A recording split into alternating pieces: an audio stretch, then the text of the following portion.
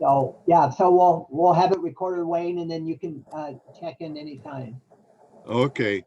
Okay. I was going to try and connect with my cell phone as I was driving, but out there, but I figured that's distractive driving and that's a no-no. So, Okay. yeah. Okay. Lisa, I guess I'll see you Thursday night at our Boy Scout Conservation Committee meeting. That's right. Updates on what you're excitingly doing down there and everything. So Great. yeah. Great. Okay, Thanks. Michael, keep up your good work down there, and those of you that are on the call, you're certainly making a difference down in your part of the world there. So Okay. again, thanks for all that everybody's doing, from one volunteer to another. So yeah. Okay, I'm gonna have to get going. So I just wanted to log in and let you know my thoughts are with you, but working with youth in the field take precedence. So I hope you understand. Okay, thanks. No problem. Have a good day. Yeah. Bye-bye. Okay, so this meeting is being recorded, and I just want to go around to make sure.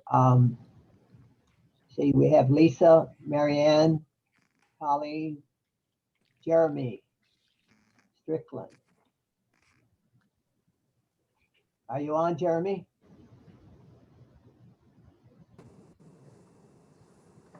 Looks like he's on mute. He's on mute. Let me see. Yes, I am. Good morning, everyone. How's everyone doing? All right. So I think you're the stranger to this meeting. You want to introduce yourself and tell people what you do at Open Lands? Sure. A couple of names look familiar. Long time no hear from, Colleen. Good to see you. Yeah, Jeremy Strickland, Manager of Education and Community Outreach with Open Lands. I'm assuming everybody's familiar with Open Lands. I think so. Yeah. Okay. Yeah. And so, born and raised in Chicago, I joined the Open Lands family back in the fall of 2019. Prior to coming on board with Open Lands, I worked for 10 years as with the U.S. Fish and Wildlife Service as a wildlife biologist. So I worked on the National Wildlife Refuge, known as the Upper Mississippi River National Wildlife Refuge, which is up near the Quad Cities in Iowa. So yeah, I work with our school garden programs, community outreach, and then I also run, help manage the Birds in My Neighborhood program, which is geared towards youth using birds. I work with Colleen and others doing climate clinic workshops for educators. And so, yeah, pleased to join you all. All right.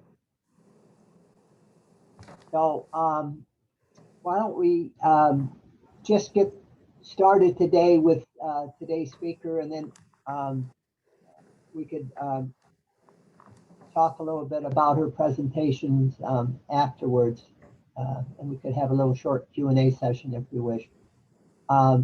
So Colleen, are you ready? Thanks, by the way, for sending that information last night. So yeah, so sorry about forgetting to put the link on. I was so excited to go out and finish doing some garden work that I ran out without attaching. Oops. So we got the plant cards. Okay, yeah, and I don't know how much we'll use it. It was just I'm trying to recreate being outside, through Zoom. So if you can make me host, I'll share my screen. Yeah, if you can use it now. Oh, okay, very good. Yeah, I keep it open every meeting. Nice, thank you. All right, so about how many of you? So first of all, can you see my screen? Yes. Yes. Okay, good, excellent. Then let us present. So has anybody heard anything about the research being done on health and nature? Does anybody have any background or heard of it or anything? No. No. No, I Oh, good. haven't. Okay, so a bunch of newbies. So there's actually been a ton of research that's been done on the effect of nature on our bodies and on our minds, as well as the effect of the lack of nature. So there's been a lot of pediatric studies on children, particularly children in urban contexts who don't get outside. There's been a sharp increase in the amount of screen time that children engage in, something like 70% increase, whereas their outdoor time has dropped down to about 6%. It used to be kind of the reverse. So pediatricians, of course, were curious if that had any impact on students and small children, and they found that there's a lot of impacts. So there's myopia, so that's nearsightedness from staring at things that are right in front of your face as opposed to things far away. There's an increase in attention deficit hyperactivity disorder, increase in depression, obesity, which I believe we've all read about, the childhood obesity epidemic, children developing type 2 diabetes. So researchers started looking at, okay, so then what happens if we take the kids outside? You know, can we do something to counteract some of these negative effects? So what I'm hoping today is to just develop some facility with the resources that are out there. So if you want to plan and use them, you know what's out there and what's available to use to talk to people about this. And then the other piece is just kind of understanding how we can use lessons and curricula and science, and particularly teaching outdoor science, to increase student wellness, not just mentally, but physically and academically. So, as I was saying, recent research has found that nature is the necessary component for physical and mental health. So we know that when you take away nature, we have negative impacts. We also know when you add nature, it improves just about everything. It calmness, overcoming depression, controlling anger, all of the I don't know what you want to call them, splurbs on this graphic have been researched and documented. So there's a lot of stuff out there that people have looked into, and they've got quite a bit of academic research behind them. In addition, one of the things that we've noticed, and some of the smarter researchers started looking into this, access to nature increases academic outcomes. It helps kids focus better. They have found that kids taking a test do better if they're looking out a window at green, at a tree, or some sort of green space. They actually found that it's better off to not have a window at all than have a window looking at another building. So it's pretty interesting. They had college students take tests in different conditions. And then I don't know if you know of Teresa Horton. Dr. Teresa Horton works out of Northwestern, and she's done a lot of studies with undergrad students where she's had them walk in natural settings, and has had them walk in like standard suburban settings, and measured a variety of biometrics about the effects of doing that, and found that people walking in natural settings had just better biometrics all around. They were calmer, they were more focused, their blood pressure went down. She did some blood chemistry measurements. And it wasn't, so she wanted to rule out that it was just the walking. So she had them walk in like a, suburban setting as well. And they didn't show the same effects. So I thought we would start out by mimicking the outdoor world, and I'm hoping this works. I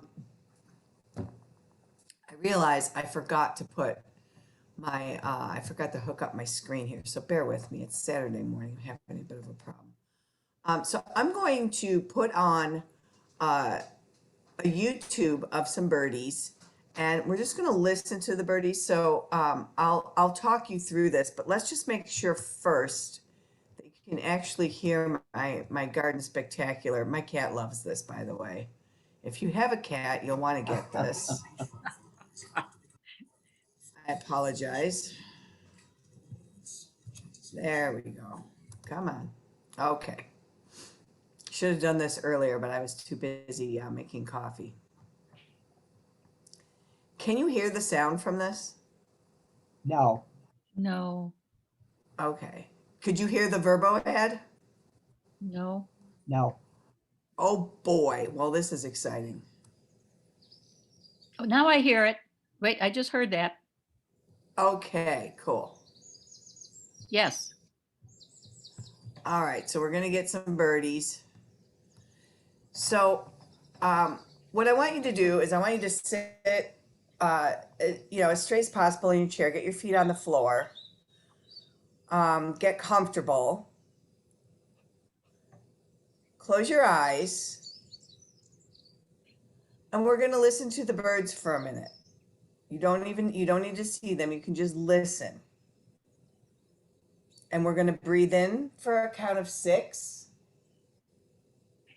And hold for a count of 6.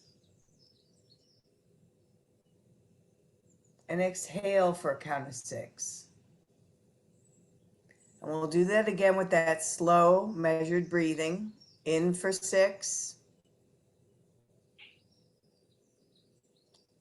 Hold for 6. Exhale.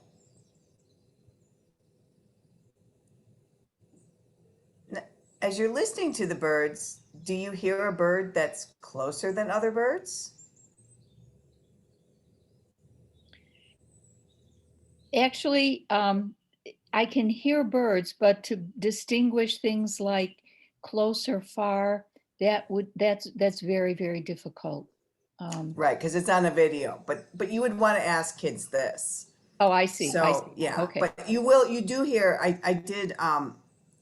First of all, we watch this birdie video all the time. As I said, my cat loves it. Secondly, there are some birds that do come up kind of close. And unfortunately, these are not North American birds. These are English birds. Because they're the loudest and tweetiest that I could find on the internet. Ah. So yes, I'm looking for a North American bird. Anyway, all right, so back as you were. So breathing in, counting, listening, focusing on birds that are near you.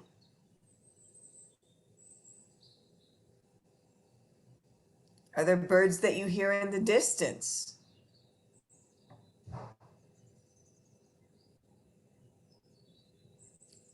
Do you hear different birds? Can you distinguish different voices?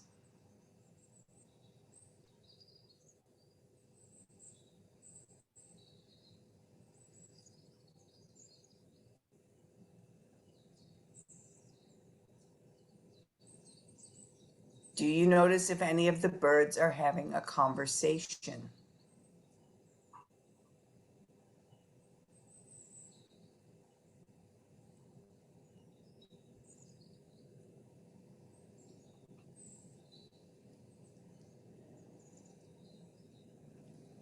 All right. So the idea is that if you take children outside and you get them settled, and you can have them cross-legged, or you can have them in a sit spot, or you can have them sitting on a bench. And obviously this works with adults as well. And do some what we call deep listening or active listening. So the idea is to focus, and this is a great activity. This comes from, there's been a lot of research on social emotional learning in schools.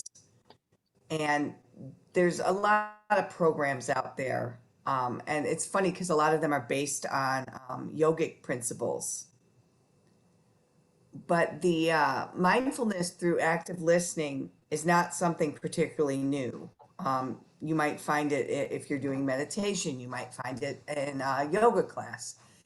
But what we're trying to do new is to tune children and adults into the sounds and the rhythms of the natural world. So it's really nice if you're starting an activity with students out in the woods, just to have them sit for a minute, or to do it at the end before they debrief, to kind of refocus and recenter. So the prompts are on the slide, so you can ask them to listen to the closest bird, listen to the farthest bird, listen to birds that come from different directions. You can listen to the silence in between and listen for conversations. This is particularly great if you're like out there and there's, you can hear cardinals now, and I know like chickadees, even in my urban setting, I get a lot of birds. So it's quite helpful to do, to just kind of get kids focused. So one of the things that they found that is super helpful with getting kids outside and doing this is to activate their five senses, to activate their listening, their smelling, their sensory, like feeling sun on you, dampness, feel of moss. And that actually does a lot to bring kids back into themselves and help them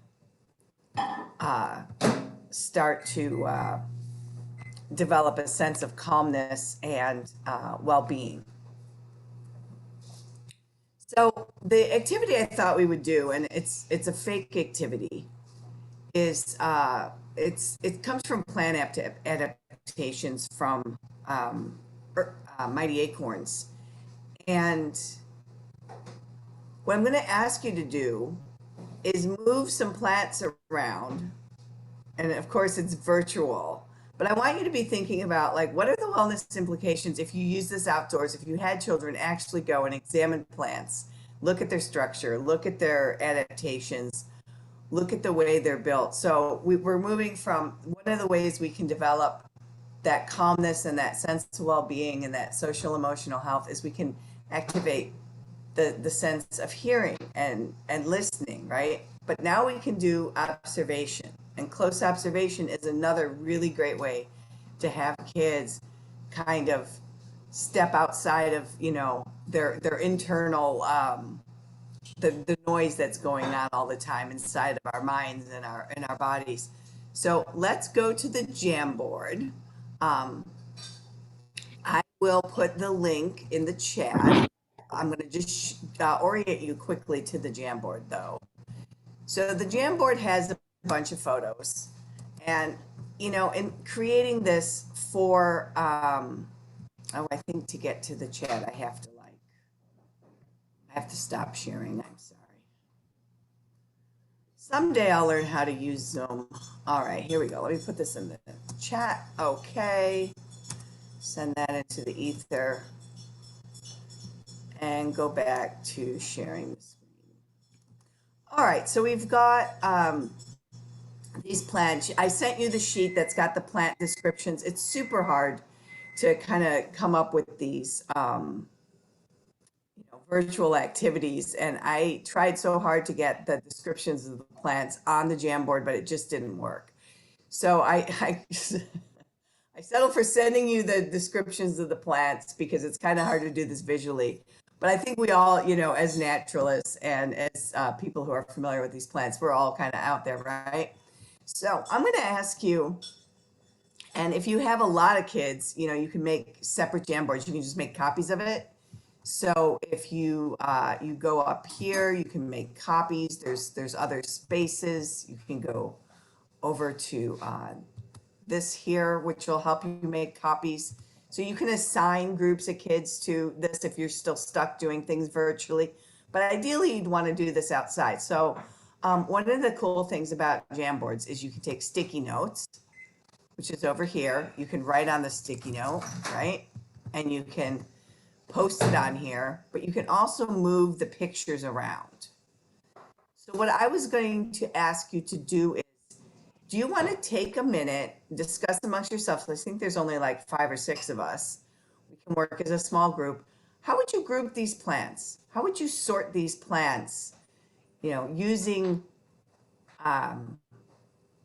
characteristics and visual characteristics? Well, I was out at the forest preserves getting caught in brambles. So the first thing I might do is say thorns or, just prickles. And there are two plants that I see that made me think of that. The first one there, the cactus, or three actually, and then the raspberry, and then the rose. Because that particular rose does have some appreciative prickles, substantial prickles. Okay, and we could feel those prickles if we were out in the woods. We could put our hands on those prickles. What else? What else? How else would you group them? And feel free to move them around. They're movable Yeah. by you. I'm having trouble doing that. Okay, so you click on it and hold it Yeah. and then pull. Oh. Oh. I'm hoping it works for you. Yeah. When I click, it's not loading. Wait a minute. What does that mean? Okay, well, I have anyone on the internet with this link can edit. So that's the other thing you want to make sure is that Yeah. when you share stuff like this with students, if you're doing it virtually, you got to make sure it's on the edit. Let me tell you, it's taken me like an entire year of virtual presentations to realize this. All right, I'll move them. You tell me where you want them. What else should we move around? What else goes together? You've got grasses. So, Okay. and in fact, you've got tall grasses, which is cool. And then the switchgrass, I think, up there. So we have these that kind of go. Yeah. Depending upon what time of year, too, just the texture of the seeds is interesting to compare. Like Indian grass is one of my very favorites for newbies to pick because someone said it feels like kitten's paws. It's just a soft, wonderful feel to it. And particularly if you do this in the fall, you can get into the feel, but you can also get kids to activate their sense of smell. It's funny. I sorted some seeds and I didn't label them well, and I'm trying to figure out. I'm like, oh, are these liatris or hyssop? Well, you know what? They still smell. Yes, yes. In fact, Um, Monarda, for instance, has this wonderful minty, spicy smell. And there was one seed that we used to call the dirty socks seed because it was very pungent and it smelled like dirty socks. So you could identify seeds without, having a plant nearby. yeah. So you guys you're getting the idea. So the idea is we want kids to learn science, and one of the key aspects of doing science is observation. A lot of our kids, unfortunately, have forgotten how to observe or never learned how to observe. They're just things are brought at them that they don't have the experience of actually directing their attention, and that's causing some turmoil. It's not natural. What the research is finding is it's not natural for us to be not in nature, if that makes any sense. And so the more we can bring kids back outside to do some science. So we're going to, you can use this activity to talk about adaptations. You can use this activity to talk about, plant defenses with the thorns.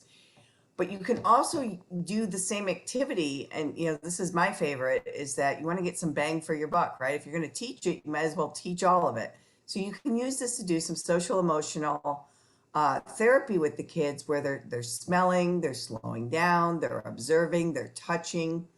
So often kids are told, don't touch that, don't look at that, don't pick that up, put that down. We want them to go out and interact. And I show kids how to gently feel a leaf to see if it's furry. So both the wild ginger, and I would put the wild ginger and the coneflower together because they kind of have those furry, rough leaves. We could also put the button bush and the raspberry and the the cactus together because they have those kind of bulbous fruits sticking on them. So there's lots of different ways that you can draw children's attention to plants and have them sort and resort. So if you were doing this in a classroom, you can cut some samples. You know, I use my own yard, and I have been known to go around the neighborhood cutting tree leaves off the neighbors' trees to bring into school the next day. So my neighbors know me. Nobody calls the police when I'm like out in their yard stealing their leaves. But so you can bring it into the classroom and lay it out for kids to look at. But it'd be nice if you had a school garden or someplace where you can take them out and have them do these kind of activities. All right, I'm going to move back to our presentation. And so my question to you, oops, I went too far, is what are the wellness implications if we use these activities outdoors? What can we do, not just to teach science, not just to teach concepts like plant defense mechanisms, but what other wellness implications are there for students? And feel free to chime in, unmute yourselves, put it in the chat if you're shy. Well, just being out there and walking is a physical activity, which is just good for anybody. Yeah, so the walking, something we don't think about, walking on uneven ground. Yeah. Apparently, we're ruining our children and we're ruining ourselves by walking on pavement all the time. It actually helps your core muscles and helps develop your sense of balance to walk on uneven ground. So, which I think is just amazing. I had no idea. I know, right? Yeah. Wow. If in one sense, the whole idea of training them to actually just see, to just focus. I mean, one of the things I do is I compare the green to like a symphony, a classical symphony, and where it's all noise unless you know really what you're listening to. And when you look in a forest, it's all green unless you know what you're looking at. And so that kind of focus that you're providing by saying, okay, take a look at the difference between this leaf and that leaf. What are the differences? Oh, this one has points on it. This one is rounded. And then you can identify plants based on stuff like that. So I guess I don't know if I'd call it a wellness implication, but it's a way of focusing, would you call it? Yeah, and that actually does have a wellness implication, that slowing down and looking at something closely calms the mind. And it helps children, not only does it develop better observation skills, right, which we all need, but it helps children calm themselves. If you think about that, they're on the screen all the time and there's this constant barrage of images and lights and things like that.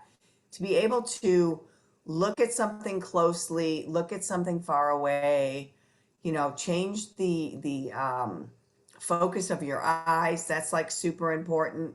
There's also just the mental calmness that comes about by looking at something. What we do with kids, you'll see these little fifth graders out here have some notebooks in their hands. We have them do some drawing. So that's another fantastic activity. You can do meditative drawing. We call it scientific drawing so the teachers don't get mad at us. But we also know that having the kids sit and draw and focus on something is good for them mentally and emotionally. And in this picture, the children are measuring that tree. In case you're wondering why they're all backed up against that giant tree, they're measured. They're seeing how many children around the tree is. What an interesting way to get diameter breast height. Well, we figured, we didn't have a measuring stick, so we just. Yeah. So one of the ways I start with this, if you're thinking about, how do I go about with this? How do I get things going? Excuse me.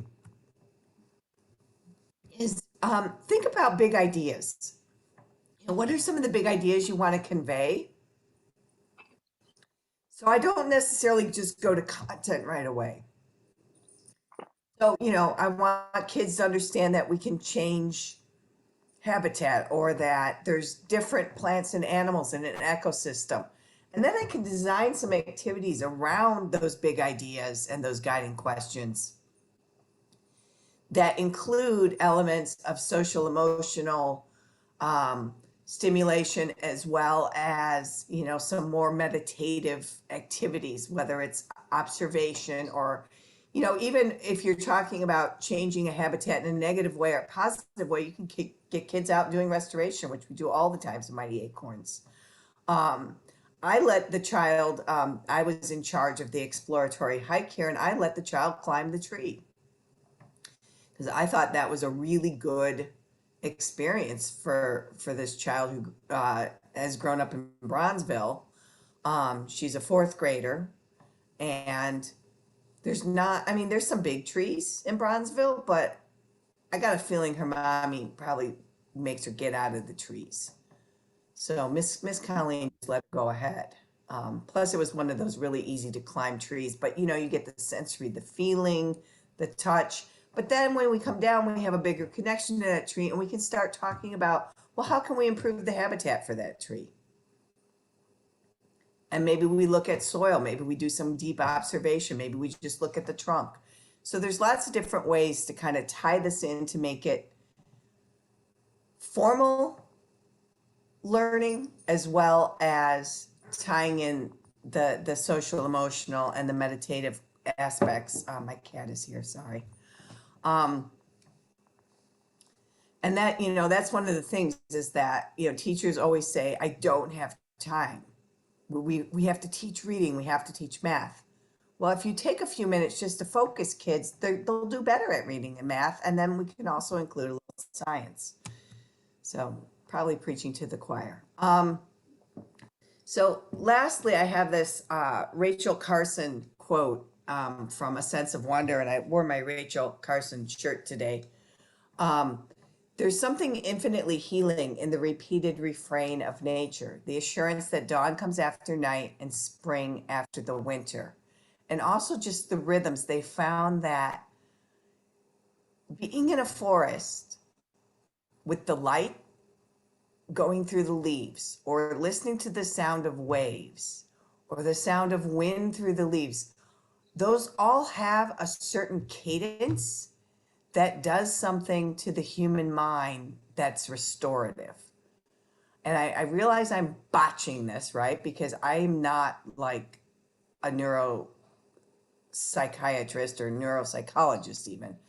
But they've done studies and found that when you are exposed, and it can be any of those, it can be the sounds of waves, it can be the wind through the trees, it can be the light reflecting on the ground of the forest floor. It actually does something to our brains. It like resets them. And so to get the kids out is important. And so my last question then, and we have a Jamboard where you can write on, but since it didn't seem to work, we won't bother with that. We can just talk. So what role can we use nature for when we're learning? When we have, I spent my life teaching formally, and I know I'm speaking now to a lot of informal educators. But if we want to get teachers and students outside, and if we know that this is, we've got the science behind this, it shows this is what's best, how can we leverage the power of nature to address wellness, but we also have to teach the content?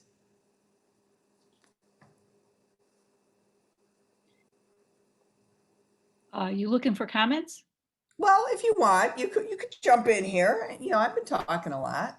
Well, no, I can save my question until the end, or my observation until the end. All right, well, we'll go ahead then. So let's just keep that in mind. So how can we do this? So the next step I have is a whole bunch of upcoming events to get kids outside. So there's National Environmental Education Weeks coming up next week. So of course I've promoted that with all my teachers. And then the big thing is May 1st, there's a City Nature Challenge for my naturalists. And I was lying in bed last night, not sleeping, obviously checking my email, realizing I forgot to attach attachments. And I also was thinking about getting kids out to the woods for the City Nature Challenge. And I thought, you know what? We're going to lure them out there. So I'm talking to their teachers, I'm talking to their principal, but I think we're going to offer some prizes. Like who can observe the most? And ideally, like I know I naturalists and the city want to have the most observations. It would be really great if we could get a lot of diverse observations at one of our stewardship sites. But ideally, I want the children out tramping around through the woods, looking at stuff. And iNaturalist is a fantastic, even when they're not having a nature challenge, it's a fantastic tool. There's iNaturalist version for younger students called Seek, SEEK. And it doesn't do like the location and the geographic stuff because, you know, you don't want your child snatched up by some creep. So for little people, and it also identifies the organism like more frequently. It's got like better algorithms for identification. But what's super cool about whether you use iNaturalist or Seek is that it allows children to name their world. And that's powerful. That gives them a sense of control. Like, I know that's an oak. I know that's a maple. And they start to learn to identify things in their yard. And, you know, it's super great if you don't have any elders who know what the things are. And when I was growing up, it's like, oh my God, my grandma knew everything, right? She knew every tree, every bug, but nowadays people are removed from that. So iNaturalist is kind of a cheat way. Okay, yeah, we're going to bring the electronics in to take a picture of something and find out what it is. I use it all the time. I find weird stuff in the woods and I'm like, I don't know what that is. And I take a photograph and now I know. Did you know there's something called like a honeycomb gull? I did not know that. It sets in on the tops of willows and it looks like a honeycomb. It's like quite extraordinary. Anyway, I found that out using iNaturalist. So that is one thing I would urge you to look into and check out if you've not used it. Then there's also, there's some national, let's see if I can do this. The National Environmental Education Foundation has educator toolkits. And then IDNR has a bunch of biodiversity basics. And what I like about the IDNR, it's like very like 1980s. It's like, you know, ink and paper drawings, and it's not very high tech, but it does have some really great lessons for getting kids outside. And so when you're looking for like, okay, I need to teach this concept, how can I get them outside to teach it? Look in IDNR's book. You can download it. It's like 200 pages as a PDF. You can get the lesson, and then you can think of sneaky Pete ways that you can incorporate some slow breathing, some observation, maybe some meditative drawing, maybe some active listening, and some of these other techniques that we know work to help children slow down and reduce their heart rate and begin to, I guess, you know, quite frankly, begin to heal. And then lastly, if you're looking to share the information with others, I put some research links in here. So the American Psychological Association has quite a few articles. These are all live links, so I can send you my slide deck, and you're free to, you know, just use it as you will. There's some great visual graphics for parents on the NEAF website. This is a screenshot of one that I like to hand this out to parents. It's available in English and Spanish. So if you look at the bottom corner down below, it says, kids spend more than 7 hours a day That's with screen time. And then there's another little one over here that says even 20 minutes of nature can help ADHD.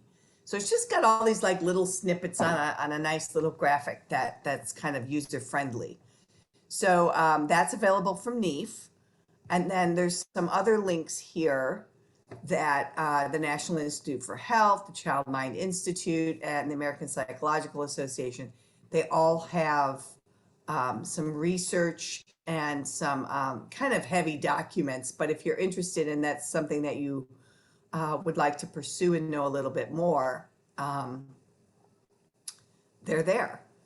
And then the last one here, the American Academy of Pediatrics recommends that children be physically active for 60 minutes and limit electronic media to 2 hours a day. So if you think about the implications of what we're just going through and how kids have been inside and not active. I know myself, I just went to my doctor and I got yelled at.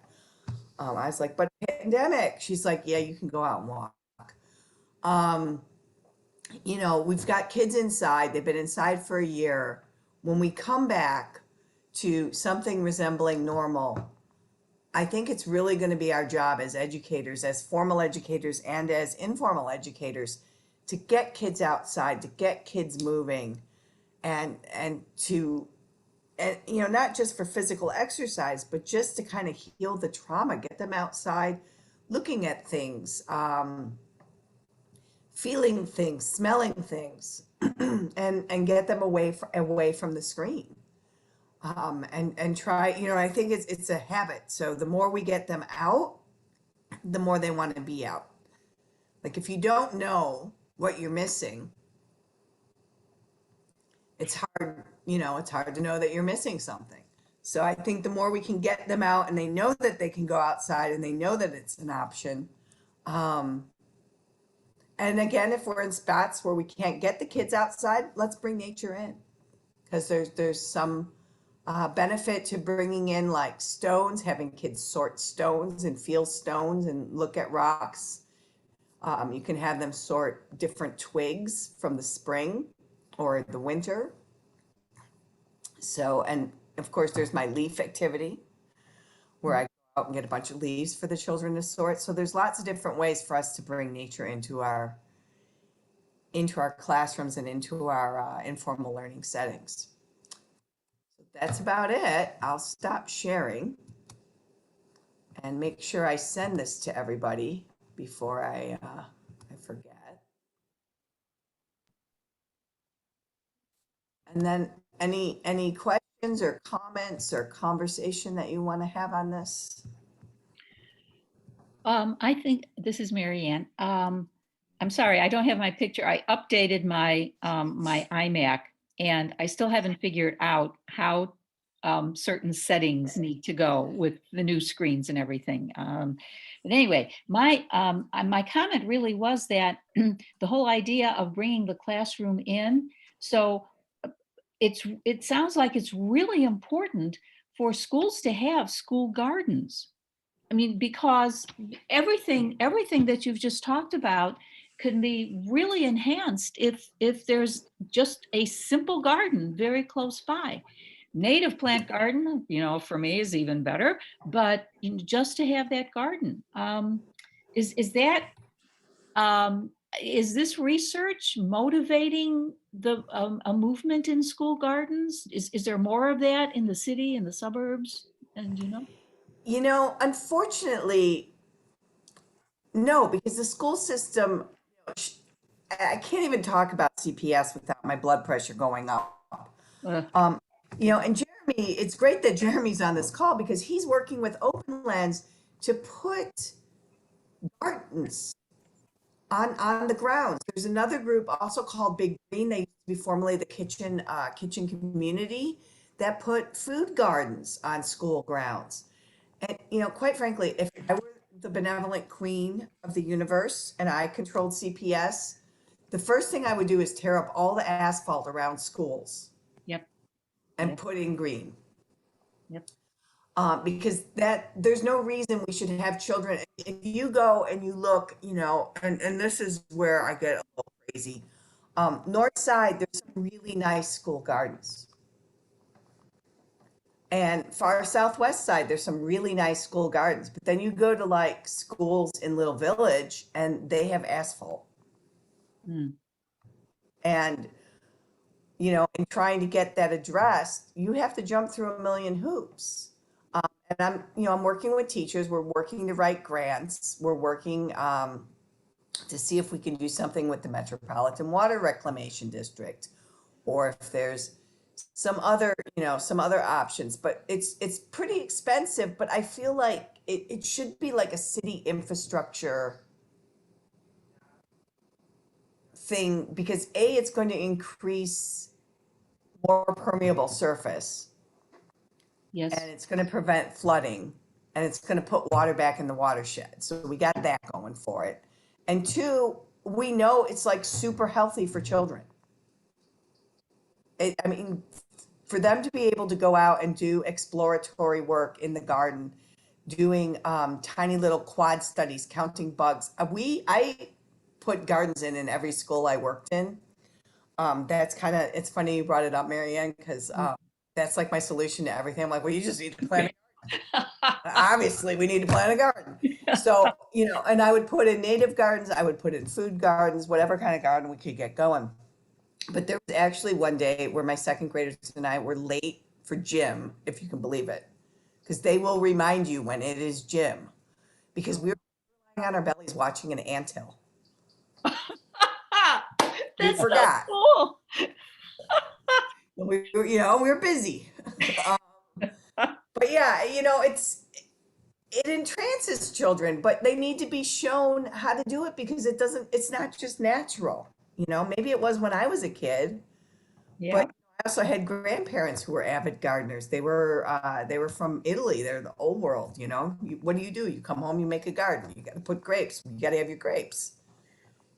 Tomatoes and green peppers. Exactly, right? Yep. Jeremy, are you on? I think he may have stepped away for a little bit, but I kind of think that this is what Jeremy is doing. Oh, there he is. Yeah, I'm back. How's you doing? How's the Well, light? Yeah, I wanted you to great. chime in, Jeremy, I wanted you to chime in on this school gardens. Yeah, great presentation, Colleen. Great follow-up question, Marianne and Lisa. But yes, with Open Lands, we're partnering with Healthy School campaigns, and yes, we're transforming these asphalt areas into friendly school gardens. So yeah, check out the Space to Grow program. We also have the Building School Gardens program through Open Lands. Yeah, very familiar with this work and the whole social, emotional, nature-based therapy and learning of how it enhances student performance. Yeah, so I definitely am in agreement with all that. Yeah, we need to get kids away from the school screens, out in nature, and then in those opportunities that present itself, bring nature into the classroom. We also have the Birds in My Neighborhood program, in which we use birds as the model organism to connect people to nature. And we want to build advocates for nature with Open Lands. And it's a volunteer-driven program. We had to pivot from it being in person to now we have a virtual platform through participate.com, where we're compiling all of the resources and sharing with teachers. There's also garden resources as well. And so, yeah, if I could, Colleen and others, I'll be following up with you to get these resources into the hands of teachers if permission is granted. These teachers are looking for things to do, looking for ways to enhance their curriculum, lesson planning, and you'll be surprised as to how many teachers would be blown away by seeing a presentation such as this. So, wow. Oh yeah, that's awesome. And so we at Open Lands, we have the contacts. We're working with over 70 schools. Many of them are in CPS territory. And I mean, seeing a presentation like this, I tell you, it'll blow them away. So we have the contacts. We also have a few upcoming nature-based garden themed workshops. In fact, our next one is April the 21st, and I'd be happy to share those links if anyone would like to join in. It's from 4 to 5 p.m. And then we have another one coming up in May, focusing more on birds and habitats. So Colleen, I might pick on you for there. But yeah, if you all have any resources that you would like to share, teachers are looking, believe it or not. Yes, they're overwhelmed with emails and Zoom calls and things of that nature. But using participate.com, if any of you are not familiar with it, I'll send out the invite links. But it's a resource hub that teachers are pulling these resources that we're putting together. And if you go here, you'll see some of the nice testimonials. And that's what it's all about. Compiling those resources so teachers don't have to start from scratch. And yeah, very blown away by this. This is really great stuff. Thank you, Michael, for inviting me. And I'm excited of participating in these forthcoming meetings. Yes, Jeremy is replacing Gers Anderson as a member of our board. So, Welcome. Yeah, thank you. Pretty big shoes to fill. Durs is a great guy. Gers Anderson is one of the closest friends to the Calumet region of anyone in the city of Chicago. He's been, as long as I've been here, he's been here. And he's comes from the far north side. I mean, he's 2 hours distance from here, from the Calumet region. But Quick question. Go ahead, Jerry. So so in May, we're looking to do some self-led family field trips where we're looking to get some of our students and families that are connected with our programs out to these green spaces or natural areas or park. Little Calumet area is, near and dear to our heart, one of our priority areas with open lands. But all that to say is that we've received funding to offer stipends via gift cards to families who are connected in our Birds in My Neighborhood program so that they can get out into these green spaces, whether they take Uber, whether they take a cab. So all that to say, we're looking to get families out to some of these green spaces in May, and they're able to receive $50 stipends. Now, one thing that the kids enjoy seeing that they can use those stipends for are for game gift cards, but it's a way to spark interest. So if you all have any ideas or any contacts or any cool places that we can point these families to go to interact in nature, again, they're self-led field trips. They get a $50 stipend. Normally we pile the kids up on buses and do it the traditional old-fashioned way, but due to the pandemic, it's made us pivot our programs. And so, yeah, Big Marsh. Okay, yeah, we'll follow up. So, will there be like a follow-up email thread to come out of this? This is my first one. Like, how often are these meetings held? Probably got more questions than answers, but I'm so excited to join the team. Yeah, Jeremy, we meet on a monthly basis. It's usually the third Saturday of the month. And so our next meeting is going to be on May 15th. And I can't remember who the speaker is. It's me. Okay, we got a response. So Mary Ann's going to be talking about her work Saturdays, which is the second Saturday of the month, right, Mary Ann? The formal Saturdays are second Saturdays of the month, but we hold work days quite often on other days as well, particularly when it's seed collecting time. And in fact, Isa Redlinski, also of the Field Museum, leads those. She organizes them and she brings people down to Eggers and other Calumet sites who otherwise might not come down to help us with seed collecting. I won't say much more because if I start, I'm just going to give my whole presentation now, or at least a portion of it. So I'm going to stop. But I do have another comment about the idea of school gardens. Would you consider that part of infrastructure and what the current administration should be doing via the new, the upcoming infrastructure bill and, the fact there's a new head of education who really, really values things like this probably? I mean, are there any organized efforts to make, the administration aware of something like this? I don't think there are. I mean, there's some pretty powerful outdoor education groups on the East Coast and in California. Mm. And every once in a while I'll sit in on their meetings, but it's just they have such different I mean, we have like Midwest winters, you know, we're not having outdoor schooling Mhm. 7 months of the year because it's ridiculous. You know, we're in the Midwest, it's cold, it's snowing, there's blizzards. But there are groups, I don't know how much they're lobbying, but I agree, Marion, it is an infrastructure. I mean, it's part of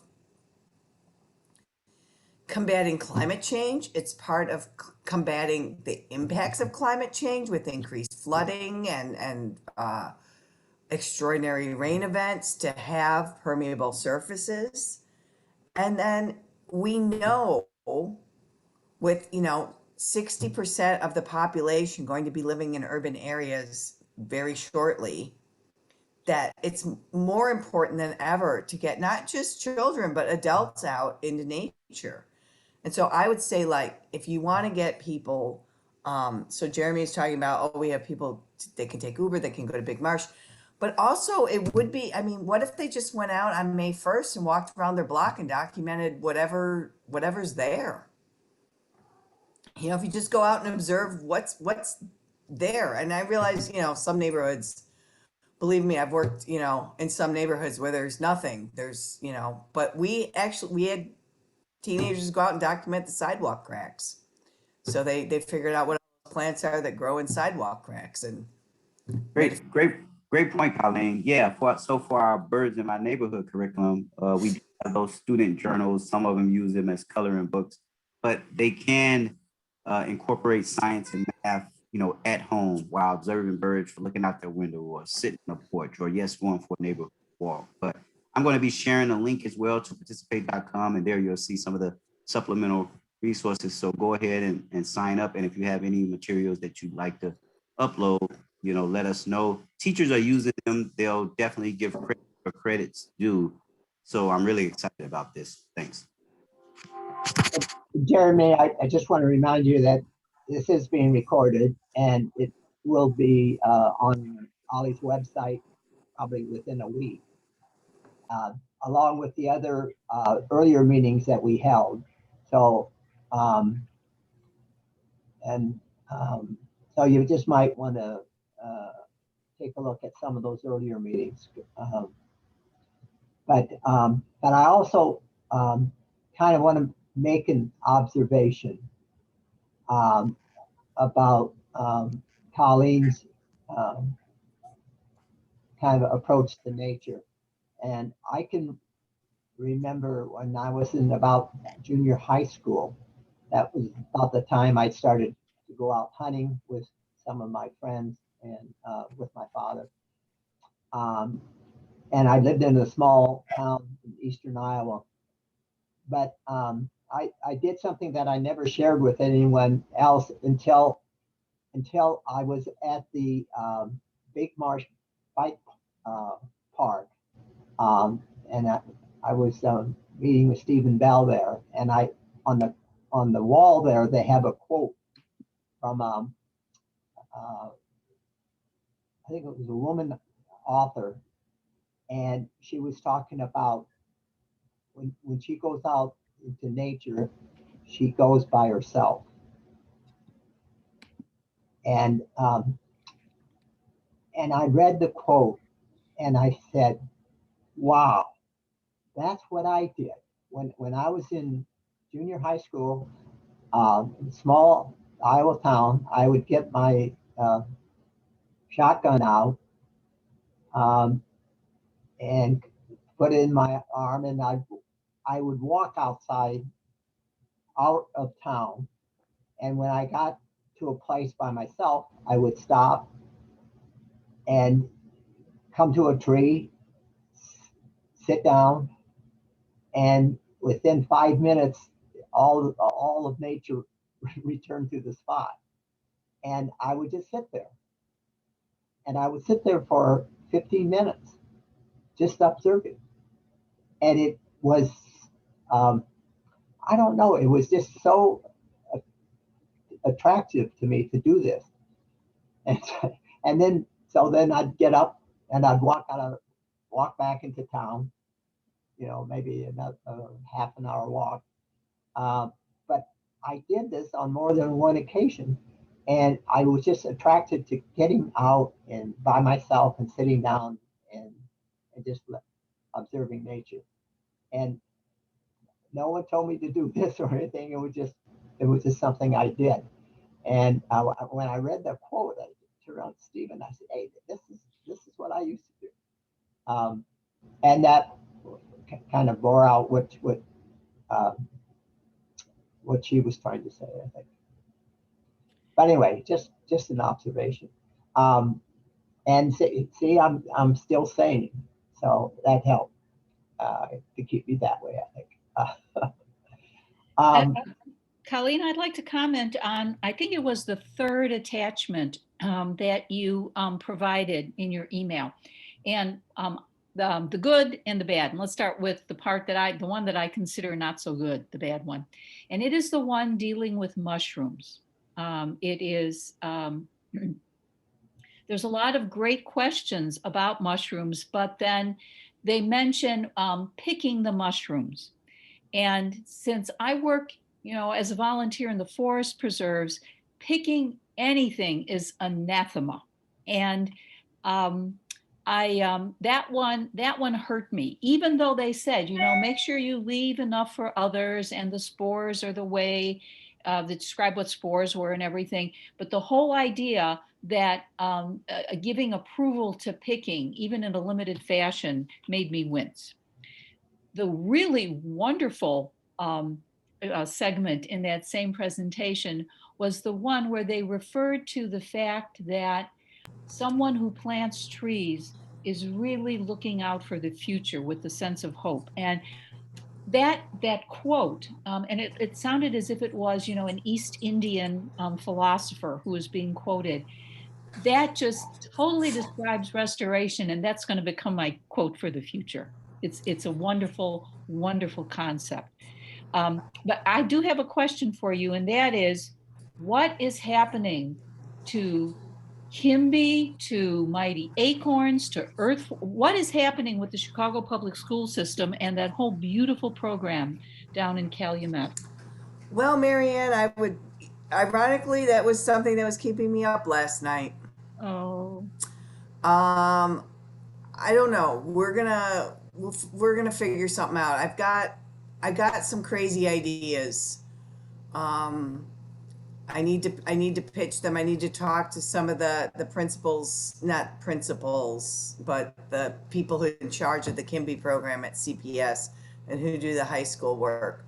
So yeah, we're still trying to do Mighty Acorns, but the Forest Preserve has found that their resources are scarce and they want to cut back, and the Dunes Learning Center in Indiana has stopped doing Mighty Acorns. And then Kimby is they're switching their focus, but that's where I need to have a conversation with the people in charge. So yeah, stay tuned. I don't know. I wish I had an answer. But I wanted to go back to your comment on the mushrooms. One of the things that I try to do with the kids is, we want to leave everything here. And we talk about forest preserves and why we do that, and as well as state and national parks. So I think, just because the article tells you to do it. And then the other thing is, I would never tell kids to go pick mushrooms because Oh yeah, no. one can have an accident. Yes. But I will encourage, and this is bad, but I do encourage the children to try the wild raspberries and the elderberries that we find, because they're so astonished that you can actually eat something. And I mean, this is crazy, but there's an apple tree. There's an ancient apple tree. I mean, it's so gnarled and old, and it's growing next to Carver Military Academy in Altgeld Gardens, and it produces apples. And it's right by the building. So it's like, yeah, you could take the apples because it's, it's part of the school grounds, right? The children could not believe it. I had to tell the children about 5 times, yes, they're real apples. Yes, could eat them. Wow. Yes, they grow here on trees, and it was crazy. Like they were just like, "Wait, are those apple?" I'm like, "Yeah, they're apples. Can you eat them?" "Yeah, you can eat." So Oh, teach kids that, nature provides, and really get that food chain piece of the plants. It's not just, you don't just get your food at the pick and save. You gotta, it comes from somewhere. And that's why I think, like having the food gardens on school campuses is so important, as well as having the native plants. We had one school, Sadlowski, over in the Calumet region. They're kind of there in the southeast Chicago area. Um, they got the kitchen garden, and then right that same year we put in a native garden, so that the native pollinators could pollinate their food garden. We cool. put it right next to it. So you need to do, with bees and stuff, everybody's afraid of bees, but um, the bees that are pollinating our crops and stuff are likely solitary bees and wasps, and they really don't care about you. Hmm. They got nothing for you. They just want to be left alone. So yeah, it's very interesting. Thank you for bringing that up. I had another point at some point, but I forgot what it was, so I guess it wasn't important. I want to, Go ahead, Mike. okay, I just want to comment on Lisa's comment in chat about high school. And it's, um, it's terrible. But I just wanted to mention that Jeremy worked on Grissom School, a mile or so away, and you put in gardens there too, Jeremy, was that right? Yeah, it was before my arrival, but yes, the program that I mentioned earlier, Space to Grow, Healthy Schools Campaign, and Open Lands, yes, we were responsible for that gardening schoolyard transformation. Yes.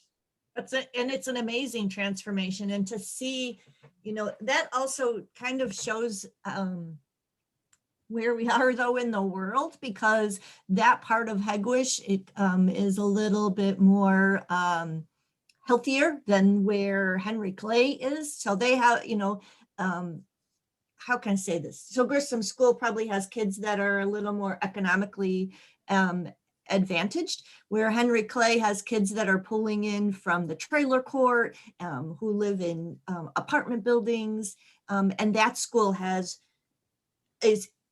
is totally cemented. They have a little tiny playground that is so ancient that they're not even allowed to play on it. So yeah, it just shows to me that even in our community, which may be healthier than other communities, has a big divide in it. And so yes, I definitely made a note. I was on a Zoom with the Metropolitan Water Reclamation District earlier in the week and heard about their, going in and helping create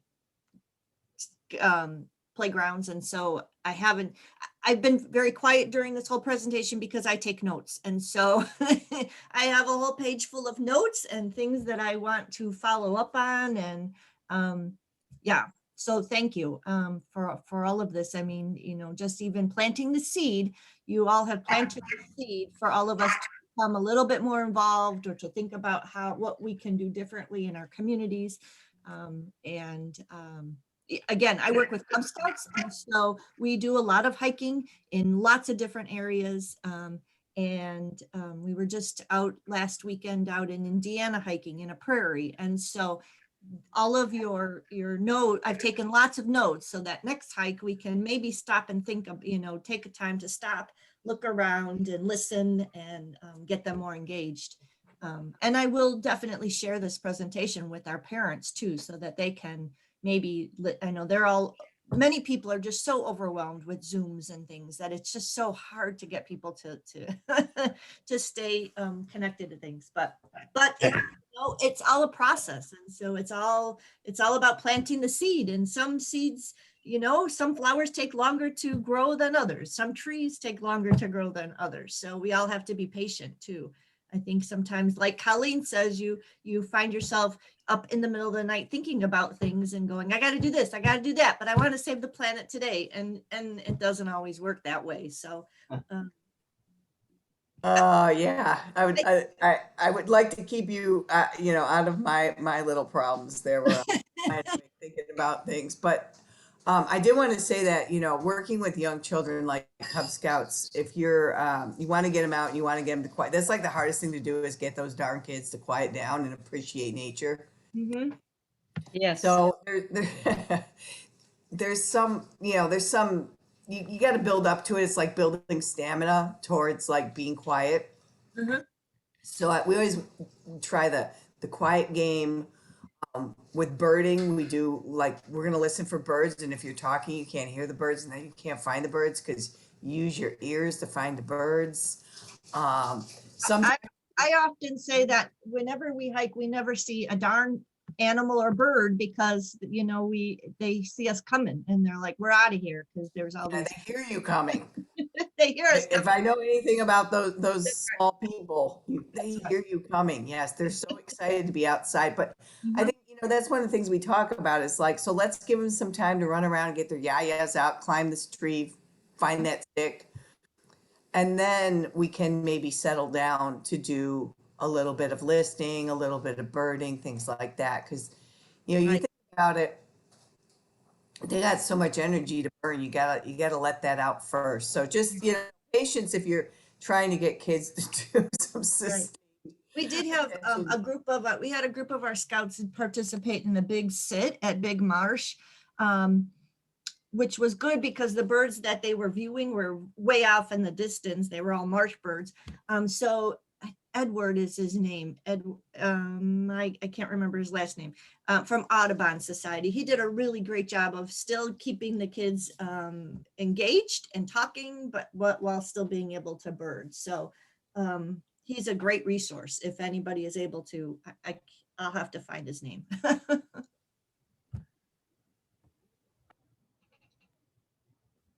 Yeah, one of our recent workshops with Open Lands and Healthy Schools campaign, we were basically working with teachers to train them on how to implement gardening into their school lesson planning.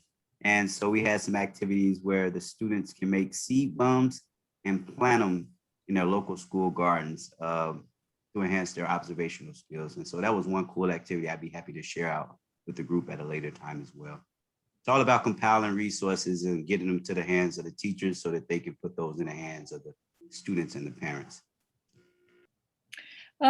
Just wondering about political activism then. So Robin Kelly, I think, is and she's my representative. I mean, I would write to Robin Kelly in this congressional district and just say that Calumet could really use your help in terms of infrastructure in this way, and just mention the whole idea of the way schools could be helped with the infrastructure bill, not to mention education funds, Department of Education funds.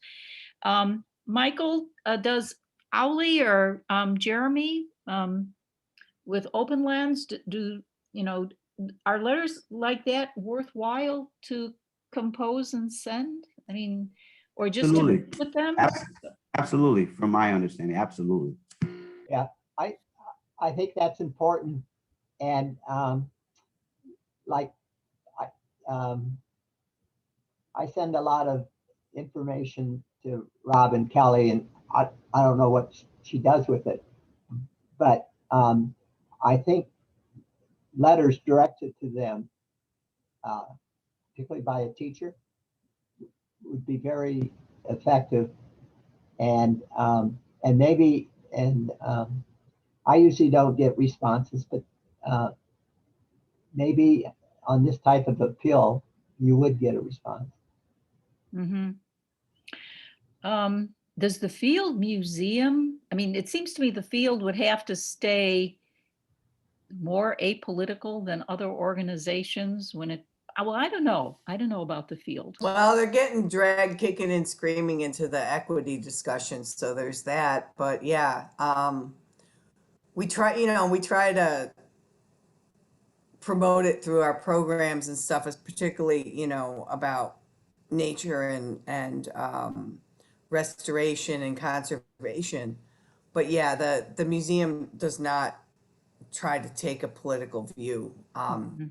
It was crazy just to get them to make a statement about the dang George Floyd stuff over the summer. We're like, come on, man, you gotta say something. Yeah. You can't not say something. But the work that the field is doing, the staff that the field has working in Calumet, the field should be using that as their example of trying to do something for equity. I mean, just the whole, everything with the program has to do with equity.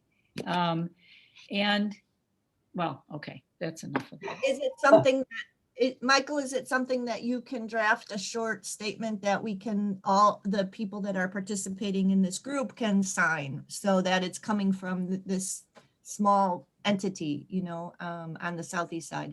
Sure. And I think that's an excellent idea. And I'll put it on our letterhead, Calumet Nature Exchange letterhead. So, and then I'll just send a copy to everyone here. Right. I think this is something too that Wayne would be really interested. Hopefully he watches the video afterwards, but maybe we can encourage that. Yeah. Because I think Wayne would also, having his signature, or he would know also people maybe that would be, you know, the statement could be sent to as well. So Yeah, other signatories. right. And we could, yeah, I'll do that. Thank you, Wayne, because you have a real good gift for writing things and being politically correct in what you're writing. So that would be great. I would get too emotional and be, you know. I went on a bike ride yesterday, and I had several ran into some friends along the bike path I was going. So,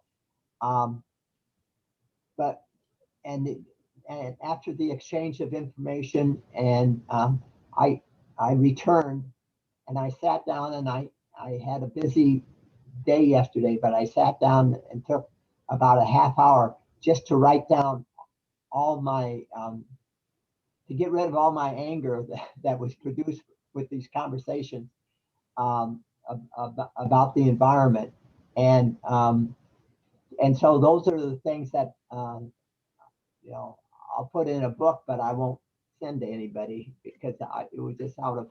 I realize that I realize people get really angry about the environment here. And Marianne, I'm sure you can, I mean, people are really angry. However, having lived here all my life, I am the opposite. Maybe I'm naive in this, but I am so encouraged by all of the work that is being done to make it a better place. When I'm out at Hegwish Marsh and Big Marsh, what is an amazing work that's been done at Big Marsh. What is happening between Powderhorn and Wolf Lake, you know, that connection there. I mean, there are some $1 million projects that are coming to our area. So, you know, yes, we are, you know, have problems here, but yes, we are making strides for things to be better. And so I am so encouraged. And so I have to stay on the encouraged level and encourage you, Mike, to do the same, to you know, when people start getting cranky, is to point out the good things that are happening in our area. And there are so many in so many different little areas that I'm encouraged. So Well, sometimes I'm encouraged too. It's just not every day that it's the circumstances just came all together, and yeah, I was really upset. But I'm no longer upset. I've been through this my whole life, so right. and I can't. I wish I could say more, but it just I have to live with government, you know, all the time. So I've got to stay silent a lot. So, but anyway, I think it's a good idea. I'll draft something up and I'll send it out to everybody, including Wayne. And Jane's not here today either, so I'll send it to Jane Healy as well. Right. I think that would be great. And I think Jane's principal would be a great person to bring on board too, to sign off, because she's been very involved in the community for the environment. And so that would also be a good place to start too. Yeah, who's your principal? At Francis, she was actually one of the, her name is escaping me, but Okay. Fasten, principal, Facen.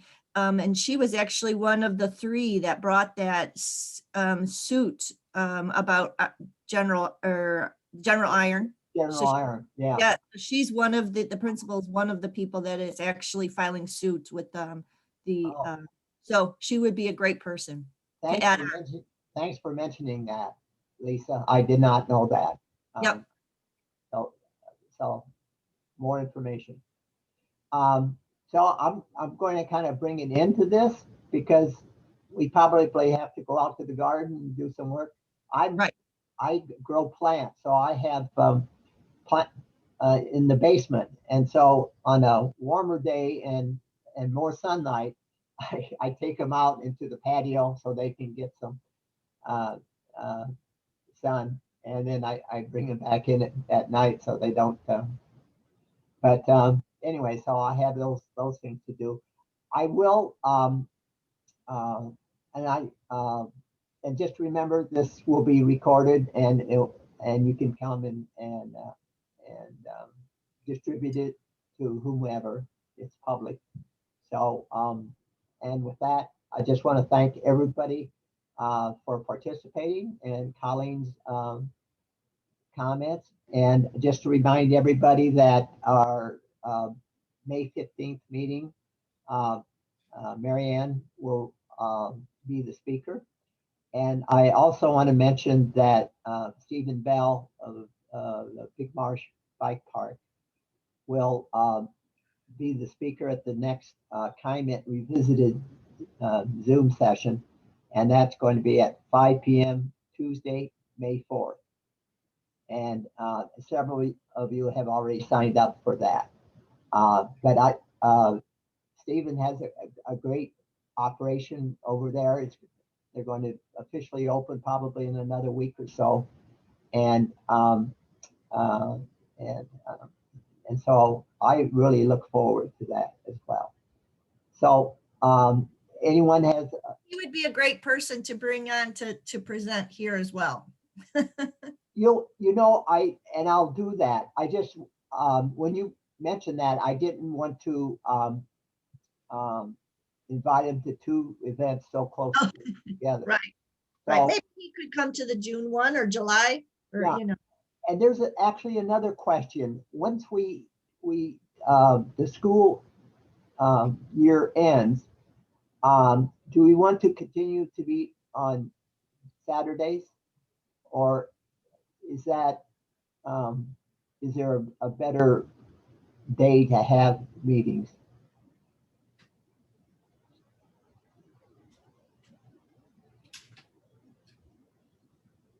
Not for me because, well, I don't know. I have no idea what the summer's going to look like. We're in complete churn, so I'm just going to be quiet. Let me go back to mute.